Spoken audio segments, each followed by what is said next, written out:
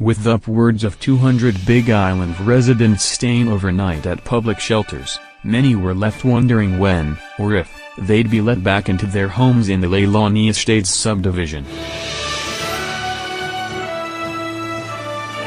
Some good news came for those evacuees Sunday when civil defense officials said residents would be temporarily allowed to return to their homes.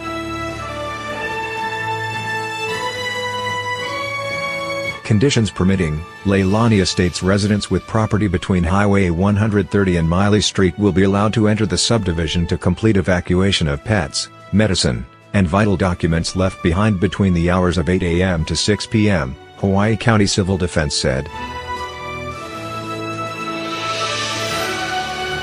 Officials added residents need to be aware of extremely elevated levels of toxic sulfur dioxide in the air.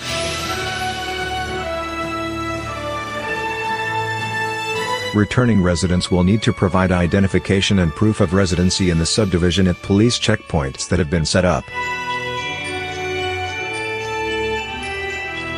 The checkpoints are located at Highway 130 and 132, and Highway 130 and Leilani Street. Residents of Puna Gardens unfortunately won't be allowed in. Conditions there are still too volatile.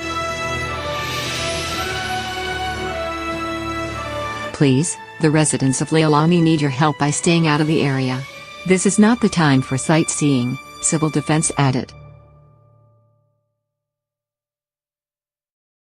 On Saturday morning, officials from the Department of Parks and Recreation closed recreational activities for Pahoa pools and is instead using the center as a hygiene station for evacuees from the eruptions in Puna. In Leilani Estates, 9 fissures total have opened, and 9 homes destroyed, officials said Sunday. This is a very fast-moving situation, Mayor Kim said. This is unfortunately not the end. Many residents knew the threat was lingering, but when they were forced to evacuate, it seemed like there was not enough time to gather all of their belongings.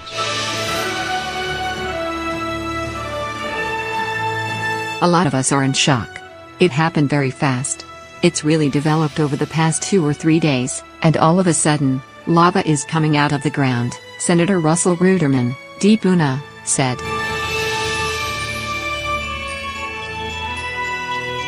You know, we thought we had more time to prepare and wait and see what happens, he added.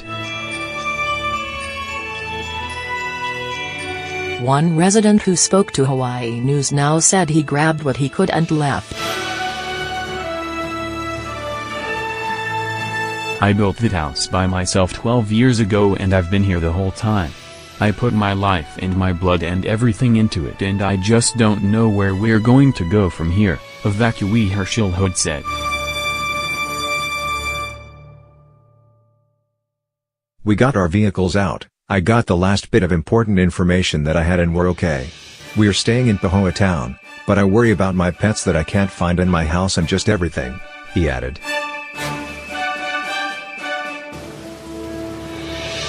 Hood also is worried for his elderly neighbor who refused to evacuate his home.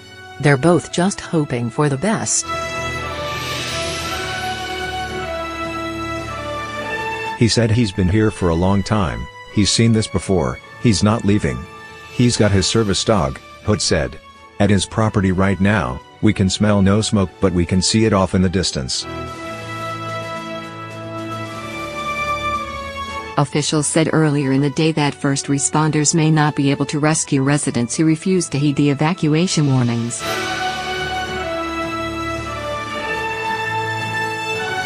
For those who have evacuated, Mayor Kim said the county plans to house and feed them for as long as we need to. As worried and concerned as many people are, there is also a sense of respect for the process happening in nature.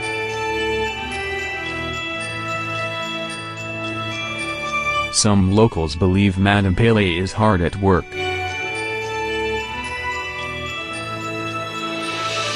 After the first eruption yesterday on Mohala Street, I said she's not done.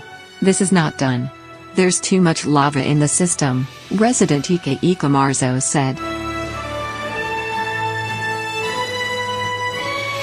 Mayor Kim added, "This is something that people who buy there and live there, they have to accept that that's the risk of that area." But for now, residents are ordered to stay out until further notice.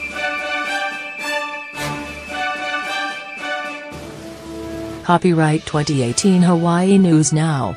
All rights reserved.